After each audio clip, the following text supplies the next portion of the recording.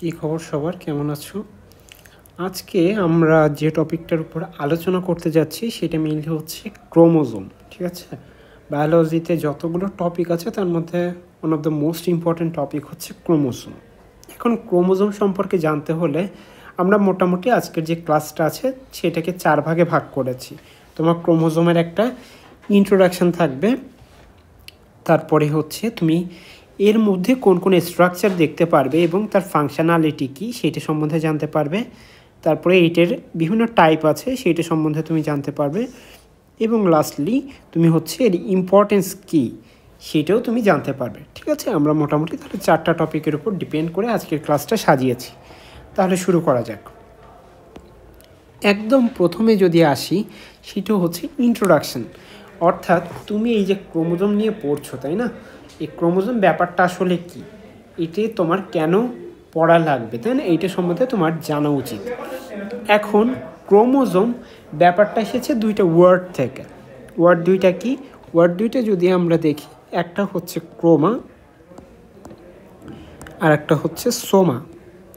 ঠিক আছে, এই ক্রোমা শব্দের অর্থ কি? ক্রোমা শব্দের অর্থ হচ্ছে কালার, ওকে। আর সোমা মানে হচ্ছে বডি বোঝায়, অর্থাৎ এইটা হচ্ছে একটা কালারফুল বডি, যেটা কি করে, যেটা তুমি যদি কোনো ডাই দিয়ে বা কোনো রঞ্জক দিয়ে যদি তুমি সেটাকে রঞ্জিত করো তাহলে সেইটা কালার ধারণ করবে, ওকে। এখন একটা মজার ব্যাপার হচ্ছে, তুমি যতই কালারেশন করো এর একটা পোর্শন কিন্তু কালারফুল হবে না। সেটা কোন অংশটা? এটা হচ্ছে সেন্ট্রোমেয়ার। ঠিক আছে, সেন্ট্রোমেয়ার এটা কোন অংশ? এটা হচ্ছে এই অংশটা, যে মাঝের যে অংশটা সেটা হচ্ছে সেন্ট্রোমেয়ার। এই যে মাঝের অংশ এইটাকে হচ্ছে আমরা সেন্ট্রোমেয়ার বলছি। ঠিক আছে, মাঝের অংশটা এটা হচ্ছে সেন্ট্রোমেয়ার। এই সেন্ট্রোমেয়ারটা কখনোই হচ্ছে কালারেশন দেখায় না। তাহলে এটা কি করবে না? এটা কখনোই কালারেশন দেখাবে না, কালারেশন দেখাবে না, ওকে। এইটা হচ্ছে মজার ব্যাপার। এখন যদি আমরা আসি পরবর্তীতে, যে এই যে তুমি ক্রোমোজোম নিয়ে পড়ছো, এই ক্রোমোজোমটা তাহলে ডেফিনিশন আমি কি লিখতে পারি? তাহলে ক্রোমোজোম হচ্ছে, তুমি এইভাবে বলতে পারো, এইটা হচ্ছে একটা সূত্রাকার বস্তু, তাই না? এটা হচ্ছে এমন একটা সূত্রাকার বা থ্রেড লাইক বস্তু, যেটা কি করে, যেটা হচ্ছে কোনো একটা সেলের বা কোনো একটা কোষের নিউক্লিয়াসে অবস্থান করে, নিউক্লিয়াস। তাহলে কোনো একটা সেলের নিউক্লিয়াসে অবস্থিত কোনো সূত্রাকার বস্তু, যেটা মেইনলি দুইটা জিনিস দিয়ে তৈরি, ডিএনএ এবং প্রোটিন দ্বারা তৈরি। এবং এইটার কাজ কি? এটার মেইন ফাংশনালিটি হচ্ছে জেনেটিক যে তথ্য বা জেনেটিক যে ইনফরমেশনগুলো আছে, বা জেনেটিক যে ডকুমেন্ট, জেনেটিক যে সিগন্যালিংগুলো আছে, সেইগুলোকে কি করবে? পিতামাতা থেকে বা হচ্ছে প্যারেন্ট থেকে ডিসেন্ডেন্ট বা হচ্ছে অফস্প্রিং বলতে পারি, অফস্প্রিংয়ে ট্রান্সফার করে দেবে। ঠিক আছে, তাহলে এইটা হচ্ছে ব্যাপার। তাহলে এইখানে আমাদের মোটামুটি জানতে হবে এইটা, যে আমাদের ক্রোমোজোম ব্যাপারটা কি। তাহলে ক্রোমোজোম হচ্ছে এমন একটা সূত্রাকার বস্তু যেটা কোনো কোষের নিউক্লিয়াসে অবস্থিত এবং সেইটা ডিএনএ এবং প্রোটিনের সমন্বয়ে গঠিত, যা জেনেটিক ইনফরমেশন বা জেনেটিক তথ্য পাস করে নিয়ে যায় প্যারেন্টস থেকে অফস্প্রিংয়ের কাছে, তাই না? তাহলে যদি হচ্ছে তোমরা খুব সাজিয়ে বলো, তাহলে হচ্ছে কোনো কোষের নিউক্লিয়াসে অবস্থিত সূত্রাকার বস্তু, যা মূলত ডিএনএ এবং প্রোটিনের সমন্বয়ে গঠিত, যার সাহায্যে মাতা পিতা থেকে সন্তান সন্ততিতে জেনেটিক ইনফরমেশন বা জেনেটিক যে তথ্য সেইটা পাস হয়। এইটাই হচ্ছে আমাদের ক্রোমোজোম, ওকে। তাহলে আমাদের ইন্ট্রোডাকশানে মোটামুটি আমাদের এইটুকু জানলেই হয়ে যাচ্ছে। নেক্সটলি আমরা যেটা জানবো সেটা হচ্ছে এর স্ট্রাকচার এবং ফাংশান কী। এর স্ট্রাকচার এবং ফাংশান দেখতে গেলে তোমরা পাশের ছবিটা যদি খেয়াল করো তাহলে কি দেখতে পাচ্ছ? এখানে বেশ কিছু অংশ আছে। প্রথমেই যদি আসি, প্রথমেই আমরা দেখতে পাচ্ছি ক্রোমাটিড, তাই না? তাহলে প্রথমে যে অংশটা আছে সেটা হচ্ছে ক্রোমাটিড। এখন ক্রোমাটিড সেকেন্ড যদি আমরা দেখি, প্রথম হচ্ছে ক্রোমাটিড আছে, সেকেন্ড যদি আমরা দেখি একটা সেন্ট্রোমিয়ার আছে, ঠিক আছে, মাঝ বরাবর একটা সেন্ট্রোমিয়ার আছে, তাহলে সেন্ট্রোমিয়ার আছে। থার্ড যদি আমরা দেখি, থার্ড হচ্ছে টেলোমিয়ার বলে প্রান্তীয় একটা অংশ আছে, ঠিক আছে, থার্ড একটা অংশ আছে টেলোমিয়ার। ফোর্থ যদি আমরা দেখি, এর কিছু আর্মস আছে, ঠিক আছে, এই যে আর্মস আছে, তাহলে এটা হচ্ছে আমাদের 4 নম্বর অংশ।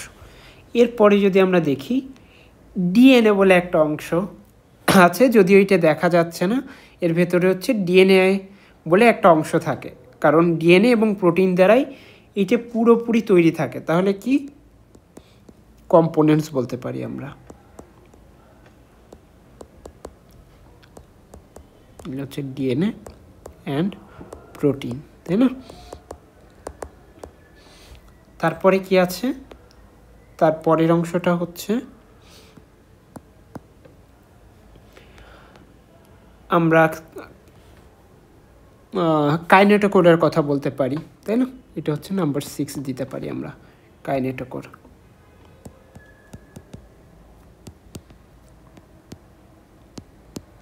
কাইনেটোকোর আছে। এরপরে হচ্ছে আমরা যদি 7 নাম্বার দেখি, 7 নাম্বারে সেকেন্ডারি কনস্ট্রিকশন আছে, তাই না? Secondary constriction. আর এখানে প্রাইমারি কনস্ট্রিকশন হচ্ছে সেন্ট্রোমিয়ারের অংশতেই হচ্ছে প্রাইমারি কনস্ট্রিকশনটা থাকে, ঠিক আছে? 2 ধরনের কনস্ট্রিকশন দেখা যায়, একটা প্রাইমারি আর একটা সেকেন্ডারি কনস্ট্রিকশন, ঠিক আছে? তাহলে সেকেন্ডারি কনস্ট্রিকশন আর হচ্ছে স্যাটেলাইট বলে একটা অংশ থাকে, ঠিক আছে, স্যাটেলাইট। ওকে,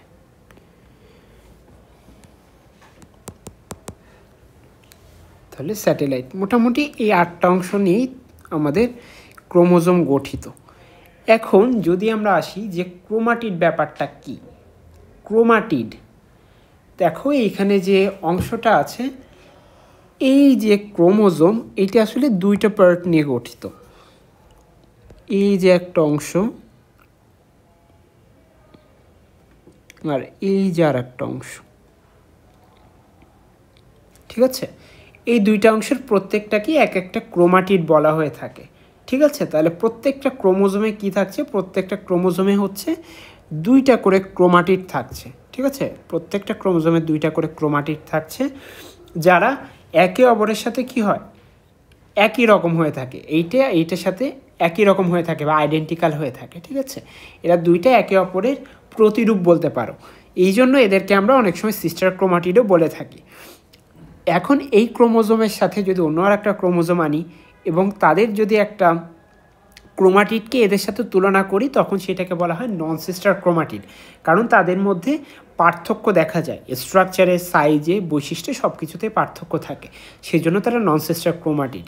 কিন্তু একই ক্রোমোজোমে যে 2টা ক্রোমাটিড থাকে তারা একে অপরের পরিপূরক বলা যেতে পারে বা একে অপরের আইডেন্টিক্যাল বলা যেতে পারে, ঠিক আছে? অর্থাৎ এদের যে ভিতরকার উপাদান সব কিছুই অলমোস্ট সেম থাকে, সেই জন্য এদেরকে আমরা সিস্টার ক্রোমাটিড বলে থাকি।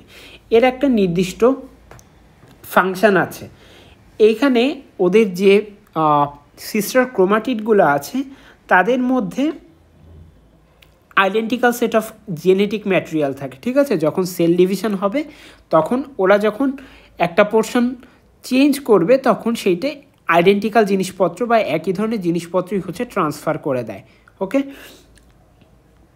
সেকেন্ড যে অংশটা আছে সেইটা হচ্ছে, আমরা তাহলে প্রত্যেকটা দেখলাম, তারপরে যদি আমরা বলি এরপরে আমরা সেন্ট্রোমিয়ার দেখব। তাহলে সেন্ট্রোমিয়ার যদি আমরা আসি, সেন্ট্রোমিয়ার এই অংশটা অর্থাৎ মাঝের অংশটা, এখানে যদি আমরা খুব ছোট করে এটার একটা লাইন ডায়াগ্রাম আঁকি, এই যে মাঝের যে নীল অংশটা দেখতে পাচ্ছ সেইটাকে হচ্ছে সেন্ট্রোমিয়ার বলা হয়ে থাকে, ঠিক আছে? এই মাঝের অংশটাই হচ্ছে সেন্ট্রোমিয়ার। দেখো সেন্ট্রো কোথা থেকে এসেছে, সেন্টার থেকে এসেছে, আর মেয়ার মানে কি, মেয়ার মানে অংশ, তাহলে সেন্ট্রোমিয়ার মানে একটা ক্রোমোজোমের মাঝের যে অংশটা সেটাকে আমরা সেন্ট্রোমিয়ার বলে থাকি। এইটাকে যদি আমরা রঞ্জিত করার চেষ্টা করি এই ক্রোমোজোমটাকে, তাহলে দেখা যাবে সেন্ট্রোমিয়ার ব্যতীত পুরোটা অংশই হচ্ছে কালারফুল হয়ে যায়। ঠিক আছে, এটা একটা মজার ব্যাপার। এরপরে যদি আসি, এইটা আসলে কি থাকে এই এরিয়াটাতে? এই এরিয়াটাতে একটা সংকোচন থাকে বা কনস্ট্রিকশন থাকে। ঠিক আছে, এই অংশটাতে একটা কনস্ট্রিকশন বা সংকোচন থাকে, যেটাকে বলা হচ্ছে প্রাইমারি কনস্ট্রিকশন। ওকে, আর এই যে কোণার দিকে যেটা দেখতে পাচ্ছ, এই যে কোণার অংশে যেটা, সেইখানে দেখা যায় হচ্ছে আর একটা কনস্ট্রিকশন বা সংকোচন, যেটাকে আমরা সেকেন্ডারি কনস্ট্রিকশন বলে থাকি। ওকে, নাহলে এর মাঝ বরাবর যে অংশ সেটাতে থাকে প্রাইমারি কনস্ট্রিকশন, আর প্রান্তীয় অংশে যেটা থাকে সেটাকে বলা হয় সেকেন্ডারি কনস্ট্রিকশন। এইটার মেইনলি বেশ কিছু ফাংশনালিটি আছে। যখন কোষ বিভাজন দেখি আমরা, তখন কি হয়, কোষ বিভাজনের ক্ষেত্রে যদি আমরা একটা ছবি আঁকি, মেটাফেজ ধাপে কেমন হয়? মেটাফেজ ধাপে দেখা যায় যে স্পিন্ডল যে তন্তুটা থাকে সেটা ধরো অনেকটা এইরকম দেখতে, তাই না? অনেকটা এইরকম টাইপের দেখতে। এরকম একটা স্পিন্ডল তন্তুর ক্ষেত্রে দেখা যায় যে এই মাঝ বরাবর সেন্ট্রোমিয়ারগুলো দ্বারা এরা যুক্ত থাকে। এই যে ট্র্যাকশন ফাইবারগুলোর সাথে এরা এইভাবে যুক্ত থাকে সেন্ট্রোমিয়ার দ্বারা। তাহলে সেন্ট্রোমিয়ারটা কি করে? সেন্ট্রোমিয়ারটা এই সব ক্রোমোজোমকে তার যে ট্রাকশন ফাইবারগুলো আছে বা স্পিন্ডল তন্তুর যে স্পিন্ডল যন্ত্রের যে তন্তুগুলো আছে সেই তন্তুগুলোর সাথে এরা যুক্ত থাকে। ওকে, তাহলে ওদের এই অ্যাটাচমেন্টের ক্ষেত্রে সাহায্য করে, যেটা অ্যানাফেজ ধাপে ওই ট্র্যাকশন ফাইবারের সাথে যুক্ত হয়ে তারা প্রান্তের দিকে গমন করে, মেটাফেজ ধাপে মাঝ বরাবর অবস্থান করে। ওকে, এইটাই হচ্ছে ওর মেইন ফাংশন সেন্ট্রোমিয়ারের। ঠিক আছে, যে সেন্ট্রোমিয়ারের মাধ্যমে ক্রোমোজোমগুলো কোষ বিভাজনের সময় স্পিন্ডল যন্ত্রের স্পিন্ডল তন্তুর সাথে যুক্ত থাকে। একটা জিনিস জেনে রাখো যে এই যে স্পিন্ডল যন্ত্রের প্রত্যেকটা তন্তু আছে, এগুলোকে আমরা কি বলছি? স্পিন্ডল তন্তু বলছি। প্রত্যেকটাই কি এক একটা স্পিন্ডল ফাইবার, তাই না? Spindle fibre. এই স্পিন্ডল ফাইবারের সাথে যখন কোনো ক্রোমোজোম যুক্ত থাকবে সেন্ট্রোমিয়ার দ্বারা, তখনই সেইটাকে কি বলা হবে? ট্র্যাকশন ফাইবার বলা হয়, বা হচ্ছে ক্রোমোজোমাল তন্তু বলা হয়, বা ক্রোমোজোমাল ফাইবার বলা হয়। ঠিক আছে, এগুলো তোমরা জেনে রাখতে পারো। এরপরে আমাদের থার্ড যে জিনিসটা আছে সেটা হচ্ছে টেলোমিয়ার। টেলোমিয়ার ব্যাপারটা কি? একদম লাস্টের যে পোর্শনটা আছে সেটাকে আমরা কি বলছি? টেলোমিয়ার বলছি, তাই না?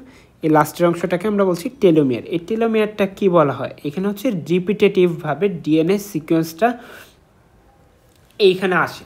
ঠিক আছে, এইখানে মেইনলি টেলোমিয়ারটা আমাদের এইজিংয়ের ক্ষেত্রে কিন্তু সাহায্য করে। যদি টেলোমিয়ার আমাদের কারো ক্ষেত্রে দেখা যায় যে এইজিং খুব দ্রুত হচ্ছে, কারো ক্ষেত্রে হচ্ছে খুবই ধীর গতিতে হচ্ছে, তখন হচ্ছে এই টেলোমিয়ারটাই আমাদের নির্দেশ করে যে আমাদের এইজিংটা কত বেশি দ্রুত হবে বা আস্তে হবে। ঠিক আছে, যাদের ক্ষেত্রে এই টেলোমিয়ারটা যত বেশি স্ট্রং, তাদের এইজিং তত আস্তে আস্তে হবে, সে তত বেশি যৌবনপ্রাপ্ত হবে। ঠিক আছে, আর যাদের ক্ষেত্রে এটা যত বেশি কম শক্তিশালী, তাদের ক্ষেত্রে এইজিংটা তত বেশি দ্রুত হবে। তুমি যদি টাটকা ফলমূল শাকসবজি খাও, সেই ক্ষেত্রে তোমাদের টেলোমিয়ারটা তত বেশি স্ট্রং হবে এবং এইজিং প্রসেসটা তত ধীর গতিতে হবে। ঠিক আছে, এরপরে আমাদের যেটা আছে সেটা হচ্ছে ক্রোমোজোমাল যে আর্ম, তাই না? ক্রোমোজোমাল যে আর্মের কথা বললাম আমরা, সেটাকে আমরা একটু মার্ক করে দিই। এর দুইটা অংশ, একটা হচ্ছে শর্ট আর্ম আর একটা লং আর্ম, কিন্তু সব ক্ষেত্রে কিন্তু এটা দেখা যাবে না। ধরো আমাদের ক্ষেত্রে আমরা বিভিন্ন ধরনের স্ট্রাকচার দেখতে পাবো, আমরা যখন টাইপ পড়বো তখন তোমরা আরও ডিটেলসে জানতে পারবে। আমি একটু খুব সংক্ষেপে দেখাই যে আমাদের মেইনলি টাইপ যেটা আছে সেটা আসলে 4 ভাগে ভাগ করে থাকি। যদি মাঝ বরাবর থাকে তাহলে সেটাকে বলা হয় হচ্ছে মেটাসেন্ট্রিক। যদি হচ্ছে একটু প্রান্ত মাঝ থেকে সরানো থাকে তাহলে হচ্ছে সেটাকে বলা হয় সাবমেটাসেন্ট্রিক। তারপরে যদি প্রান্তের আরেকটু কাছে থাকে সেটাকে বলা হয় হচ্ছে অ্যাক্রোসেন্ট্রিক। আর একদম যদি টেইলের কাছে থাকে সেটাকে আমরা বলি হচ্ছে টেলোসেন্ট্রিক। ঠিক আছে, এরকম মোটামুটি স্ট্রাকচার হয়। এই 4টা স্ট্রাকচারে দেখো প্রত্যেকটার ক্ষেত্রে কিন্তু আর্মগুলোর এই লাস্টের যে তিনটা আছে প্রত্যেকটার কিন্তু শর্ট আর্ম আর লং আর্ম করা যাচ্ছে, কিন্তু এই যে যখন মেটাসেন্ট্রিক অবস্থায় থাকছে অর্থাৎ একদম মাঝ বরাবর যখন সেন্ট্রোমিয়ার থাকে তখন কিন্তু দুইটা আর্মই সমান থাকে। ওকে, তাহলে এই যে ক্রোমোজোমাল আর্মগুলো আছে সেইটা হচ্ছে যেটা শর্ট আর্ম বলে থাকি। ধরো এইখানে কি, এইখানে যে এটা হচ্ছে শর্ট আর্ম, এটাকে হচ্ছে আমরা পি আর্ম বলে থাকি, আর এইটাকে হচ্ছে আমরা কিউ আর্ম বলে থাকি। তাহলে দুইটা আর্ম থাকে, একটা হচ্ছে শর্ট আর্ম আর একটা হচ্ছে লং আর্ম। এইটার ভিত্তিতে আমরা এই যে আর্মগুলো আছে সেগুলোকে পার্থক্য করে থাকি। তাহলে একটা ক্রোমোজোমের ক্ষেত্রে সেটা যদি মেটাসেন্ট্রিক অবস্থায় না থাকে তাহলে তার দুইটা শর্ট আর্ম থাকবে আর দুইটা লং আর্ম থাকবে, ঠিক আছে। এরপরে কম্পোনেন্টের কথা তো তেমন কিছু বলবার নেই, যে ডিএনএর প্রোটিন দ্বারা এটা তৈরি থাকে। এরপরে হচ্ছে কাইনেটোকোডের ব্যাপারটা। এখন ডিএনএ তো ঠিক আছে, তবে এর প্রোটিনের ক্ষেত্রে হচ্ছে একটু মনে রাখতে পারো, এটা হচ্ছে হিস্টোন প্রোটিন থাকে, ঠিক আছে। এখানে মেইনলি হচ্ছে হিস্টোন প্রোটিন হচ্ছে ওদের কম্পোনেন্ট হিসেবে কাজ করে থাকে। এরপরে যদি কাইনেটোকোডের কথা বলি, কাইনেটোকোড হচ্ছে একটা প্রোটিন কমপ্লেক্স, সেন্ট্রোমিয়ারে এইটা অবস্থান করে এবং এইটা হচ্ছে ওদেরকে স্পিন্ডাল যে ফাইবার আছে সেটার সাথে যুক্ত করে টু এনশিওর প্রপার মুভমেন্ট, ঠিক আছে। এদের যে প্রপার মুভমেন্ট আছে সেটা এনশিওর করার জন্যই কাইনেটোকোডটা সাহায্য করে থাকে। এরপরে হচ্ছে সেকেন্ডারি কনস্ট্রিকশন। এখন সেকেন্ডারি কনস্ট্রিকশন যে আমরা বলছি, এই সেকেন্ডারি কনস্ট্রিকশন কি? সেকেন্ডারি কনস্ট্রিকশন ব্যাপারটা হচ্ছে আমরা তো দেখেছি যে অলরেডি ওদের যে প্রাইমারি কনস্ট্রিকশন বা ওদের যে সেন্ট্রোমিয়ারটা আছে সেইটা ব্যতীত আরও একটা কনস্ট্রিকশন দেখা যায়, যেটা হচ্ছে অলমোস্ট একটা ক্রোমোজোমের টেইলের দিকে বা হচ্ছে লাস্টের দিকে, ঠিক আছে। এইটা কী কাজ আছে? এই যে সেকেন্ডারি কনস্ট্রিকশন, যেটা সেকেন্ডারি কনস্ট্রিকশনের বেশ কয়েকটা কাজ আছে। এটা হচ্ছে এটা হচ্ছে মেইনলি নিউক্লিওলাস ফর্মেশনের ক্ষেত্রে সাহায্য করে। নিউক্লিওলাস এটা ফর্ম করার ক্ষেত্রে সাহায্য করে, ঠিক আছে। এছাড়া আর কি করে? এখানে স্পেসিফিক কিছু ক্রোমোজোম থাকে, ঠিক আছে। কিছু ক্রোমোজোম থাকে যারা কি করে, এসব ক্রোমোজোমগুলো হচ্ছে ওদের বিশেষ বিশেষ কাজ করার ক্ষেত্রে সাহায্য করে থাকে। আর এইটি হচ্ছে আরএনএ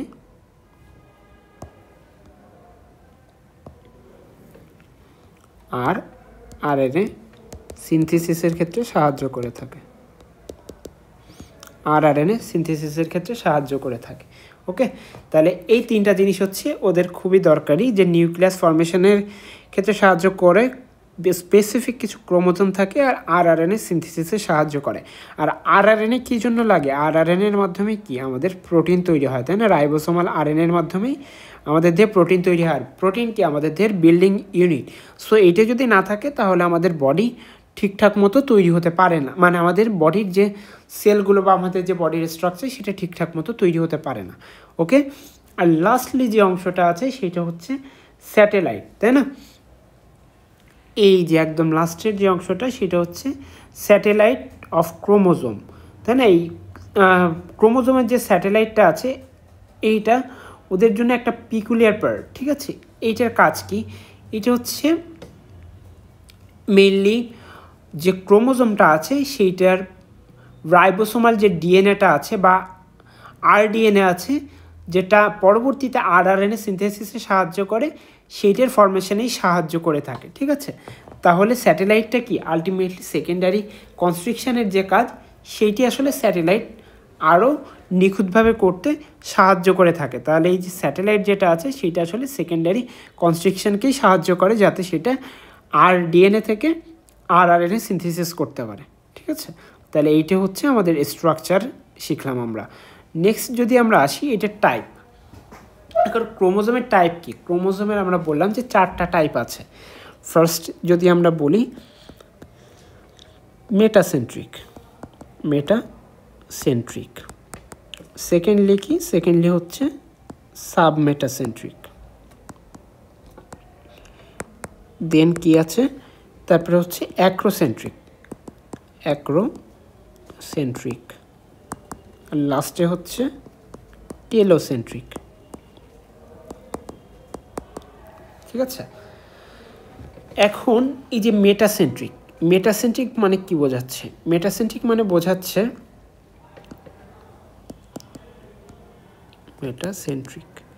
মেটাসেন্ট্রিক মানে বোঝাচ্ছে এরকম ধরো একটা স্ট্রাকচার আঁকলাম,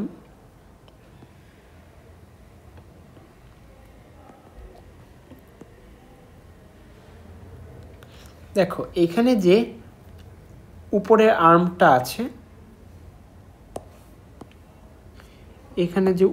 আর্মটা আছে, এইটা এবং নিচের যে আর্মটা আছে, দুইটাই কি এই আর্ম এবং নিচের যে আর্ম, দুইটা আর্মই কি ইকুয়াল। তাহলে যদি দুইটা আর্মই ইকুয়াল হয় তাহলে সেটাকে হচ্ছে আমরা মেটাসেন্ট্রিক বলি। তাহলে সেন্ট্রোমিয়ার দ্বারা যে দুইটা পোর্শন আছে, দুই পাশের পোর্শনই যদি সেম হয় তাহলে সেটাকে আমরা মেটাসেন্ট্রিক বলি। এখন যদি হচ্ছে তোমার সাবমেটাসেন্ট্রিক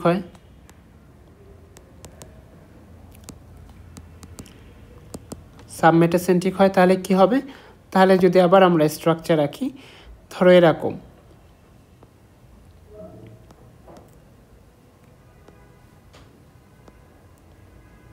তাহলে দেখো এইখানে যে এই পোর্শনটা আছে, এটা একটা আর্ম, আর এইটা কি, এইটা আর একটা আর্ম।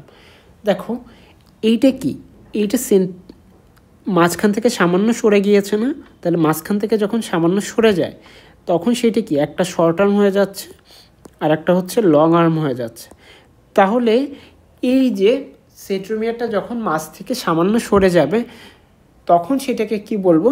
সেটাকে হচ্ছে সাবমেটাসেন্ট্রিক বলবো। এরপরে যদি আমরা আসি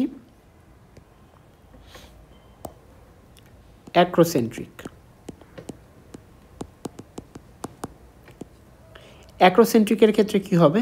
অ্যাক্রোসেন্ট্রিকের ক্ষেত্রে দেখা যায় যে ওইটার যে আর্ম সেটা আরও একটু দূরে সরে গেছে। ঠিক আছে, তাহলে দেখো এটা আরও একটু দূরে সরে গেছে, তাহলে শর্ট আর্ম আর লং আর্ম আর একটু দূরে সরে গেছে, তখন সেটাকে আমরা বলবো অ্যাক্রোসেন্ট্রিক। আর লাস্টলি হচ্ছে আমরা টেলোসেন্ট্রিকের কথা বলবো, টেলোসেন্ট্রিক। এটার ক্ষেত্রে কি হবে? এটা একদমই টেইলে পৌঁছে যাবে, একদম শেষে পৌঁছে যাবে। একটা পোর্শন বোঝা যেতেও পারে, নাও বোঝা যেতে পারে। ঠিক আছে, তাহলে এই আর্মটা আসলে বোঝা যায় না বলা যায়, আর এইটা হচ্ছে অনেক বড়, তাহলে এটা কি, এটা হচ্ছে টেলোসেন্ট্রিক। এখন দেখো অনেক সময় তোমাদের কোশ্চেন আসতে পারে যে তোমাদের মেটাসেন্ট্রিকের আকৃতি কেমন। মেটাসেন্ট্রিককে দেখতে হচ্ছে তোমার একদম মাঝ বরাবর। ঠিক আছে, তাহলে মাঝ বরাবর যখন থাকে তখন সেটাকে অনেকটা দেখতে ভি এর মতো লাগে, যখন কোষ বিভাজন হয় তখন এটা অনেকটা ভি এর মতো দেখতে লাগে। ঠিক আছে, মাঝ বরাবর থাকে এবং দুই পাশে দুইটা সমান আর্ম থাকে, সেই জন্য এটাকে দেখতে অনেকটা ভি এর মতো লাগে। সাবমেটাসেন্ট্রিকের ক্ষেত্রে দেখা যায় যে একটা আর্ম বড় হয় আর একটা আর্ম সামান্য ছোট হয়, সেই জন্য এটাকে দেখতে এল এর মতো লাগে। ঠিক আছে, অ্যাক্রোসেন্ট্রিকের ক্ষেত্রে হয় কি, এটা একটা আর্ম অনেক বড় হয় আর একটা আর্ম হচ্ছে অল্প একটু ছোট হয়। ঠিক আছে, এটা অনেকটা দেখতে জে এর মতো লাগে। আর লাস্টে টেলোসেন্ট্রিকের ক্ষেত্রে এটাকে দেখতে আই এর মতো লাগে। ঠিক আছে, একদম একটা আর্ম আছে বলেই মনে হয়। ঠিক আছে, তাহলে মোটামুটি চারটা স্ট্রাকচার। তাহলে মেটাসেন্ট্রিকে হচ্ছে ভি এর মতো লাগবে, সাবমেটাসেন্ট্রিকে হচ্ছে এল এর মতো লাগবে, অ্যাক্রোসেন্ট্রিকে জে এর মতো লাগবে এবং টেলোসেন্ট্রিকে আই এর মতো লাগবে। ঠিক আছে, এখন লাস্ট যে ব্যাপারটা আমরা জানবো সেইটা হচ্ছে এই যে আমরা এত কিছু পড়লাম বা ক্রোমোজোম সম্পর্কে এত কিছু আমরা জানলাম, এই জানার কারণ কি, এই যে এটার ইম্পর্টেন্সটা কি, তাই না? তাহলে আমরা যদি একদমই বলি যে হচ্ছে এইটার ইম্পর্টেন্স বা ওভারঅল যে ফাংশনালিটিটা যদি আছে সেটা যদি তুমি বর্ণনা করতে চাও, তাহলে বলা যেতে পারে যে এইটার মধ্যে যে জেনেটিক ইনফরমেশনগুলো থাকে সেটি স্টোর করা থাকে। ঠিক আছে, জেনেটিক যে ইনফরমেশন সেটা সংরক্ষণ করা থাকে। এর ফলে মাতা পিতা থেকে সন্তানে সেই জেনেটিক তথ্যগুলো চলে যায়।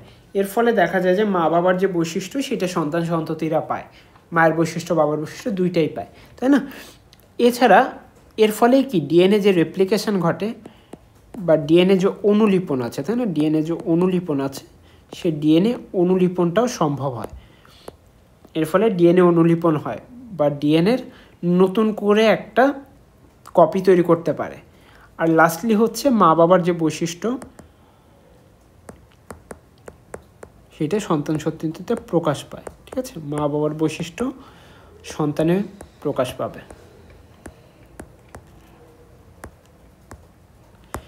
তাহলে মোটামুটি ক্রোমোজোম সম্পর্কে এইটুকুই তোমাদের জানার ছিল। আমরা পরবর্তীতে জেনেটিক যে রেপ্লিকেশন আছে, অর্ধ সংরক্ষণশীল পদ্ধতিতে যে ডিএনএ রেপ্লিকেশন হয়, ডিএনএ রেপ্লিকেশন সম্বন্ধে জানবো এবং আরও টুকটাক বেশ কিছু ব্যাপার, যেমন আমাদের মিউটেশন ব্যাপারটা কীভাবে ঘটে, বিভিন্ন ধরনের মিউটেশনের প্রকারভেদ, এইগুলো সম্পর্কে আমরা জানবো। তাহলে ততক্ষণ পর্যন্ত সবাই ভালো থাকো, সবাইকে ধন্যবাদ।